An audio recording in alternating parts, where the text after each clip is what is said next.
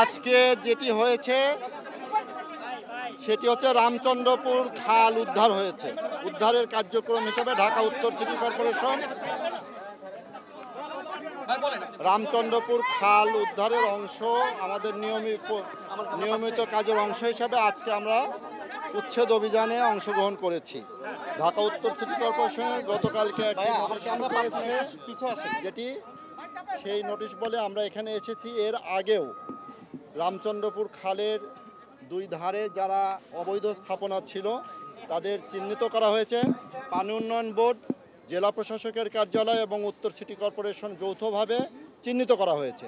সেই চিহ্নিত অনুযায়ী যাদের অবৈধ স্থাপনা ছিল দীর্ঘদিন থেকে দেখেছেন মাননীয় মেয়র মহোদয় ঢাকা উত্তর সিটি কর্পোরেশনের, উনি এখান থেকে একবার ট্রাক স্ট্যান্ড সরিয়েছেন। 10 তলা ভবন ভাঙা হয়েছে। বসিলা গার্ডেন সিটির একাধিক ভবন ভাঙা হয়েছে।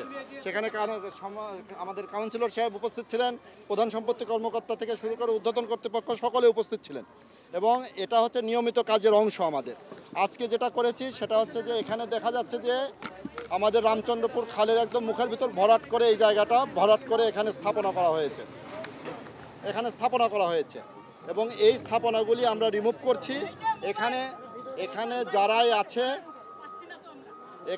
যারাই আছে সকলকেই আইনের আওতায় আনা হবে। এখানে যে সকল অবৈধ স্থাপনা আছে সকল অবৈধ স্থাপনাই এখানে হচ্ছে যে ঘুরিয়ে দেওয়া হবে। কেউ আইনের ঊর্ধ্বে নয়, সকলকেই হচ্ছে যে নিয়ম মেনে আইন মেনে ব্যবসা পরিচালনা করতে হবে। এটি হচ্ছে মেসেজ। আচ্ছা, সাদেক এগ্রো যে কথাটি বলছে, আমি প্রথমে বলি কোনো ব্যক্তি বা প্রতিষ্ঠানের বিরুদ্ধে এই অভিযান নয়। এখানে সকল দখলদারদের বিরুদ্ধে অভিযান চলছে সকল দখলদারদের বিরুদ্ধে। এবং যেটি হয়েছে, সাদেক এগ্রোর যে স্বত্বাধিকারী আমরা যতটুকু জানি উনি হচ্ছে যে বাংলাদেশ ডেইরি ফার্ম অ্যাসোসিয়েশনের সভাপতি। আমরা ওনাকে এর আগে নোটিশ দিয়েছি যে আপনি ঈদের আগেও, আমরা কুরবানি ঈদের আগেও নোটিশ দিয়েছি। আমরা নোটিশের কপি আমাদের কাছে আছে। সেটা হলো যে এই নোটিশটা দিয়ে ওনাকে বলা হয়েছে অবৈধ স্থাপনা থাকলে অপসারণ করুন।